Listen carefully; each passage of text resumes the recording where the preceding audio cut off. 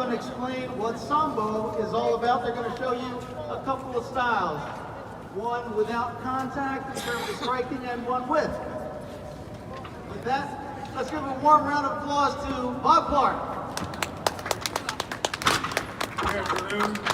All right, ladies and gentlemen, Sambo was started about 80 years ago in the old Soviet Union. It was originally developed for the military, and it has evolved from there into still for military and law enforcement, but also for sport. We're going to show you two versions of the sport. One version is more similar to judo, just like Brazilian Jiu-Jitsu. Sambo's root martial art was judo, and then it was mixed with many other martial arts. Sambo is still evolving each day. If you guys watched the UFC, you saw McGregor, you heard of McGregor. Well, the guy that beat McGregor is Khabib Nurmagomedov, who is a combat Sambo champion. Fedor Emelianenko from the MMA world is also combat Sambo world champion multiple times. So we're going to give you some Sambo. Here's the sport Sambo first. No striking.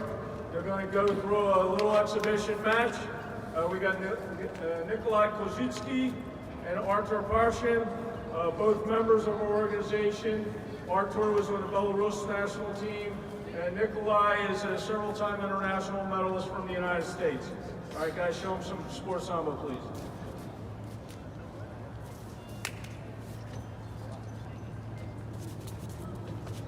You'll see here they're working for the gripping.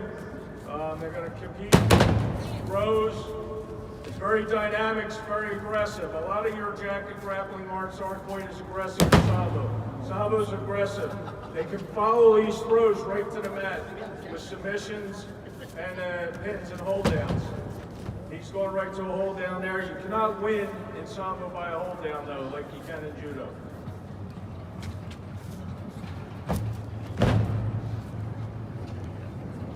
You see they're allowed to attack the legs too. It's one of the things that differentiates us from judo. All the wrestling throws, Greco-Roman wrestling throws, and judo throws are all legal in Sambo.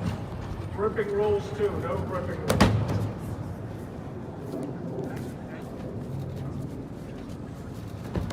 See the leg lock. That's a leg lock there. Sambo's famous for leg locks. It's one of the primary submissions used.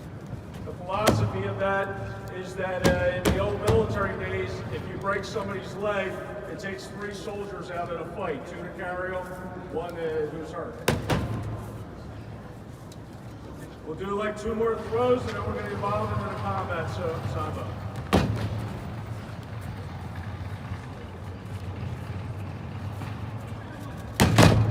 Okay, now we're going to switch to combat Sambo. Combat Sambo is almost like MMA with a jacket. Combat Sambo, the difference is we are legally allowed to headbutt you. Kicks, punches, knees, elbows, headbutts are all legal in combat Sambo, as well as all the takedowns, throws, arm locks, and leg locks, and chokes. Combat Sambo is very dynamic. Like I said, some of your top UFC fighters and MMA fighters in the world come from the combat Sambo world. There he's doing a rolling arm bar.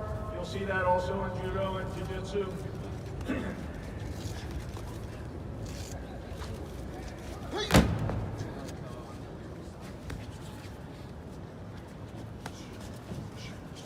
In combat Sambo, you do go for the knockout in an actual competition internationally. The male in the blue, Johnson Jujut, is the most decorated combat Sambo fighter from the United States. Multiple time international medalist, including taking a bronze in Moscow in the homeland of Sambo. Eric Purcell is the owner of MPR Endurance MMA, which is just outside the city, and that is a U.S. National Sambo Training Center. He's also one of our combat Sambo coaches.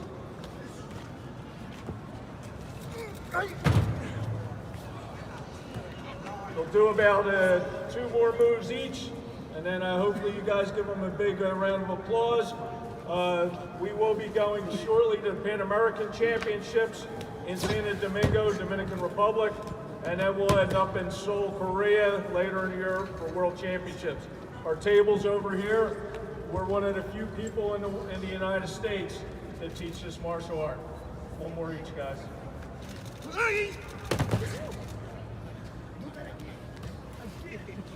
All right, thank you very much, everyone.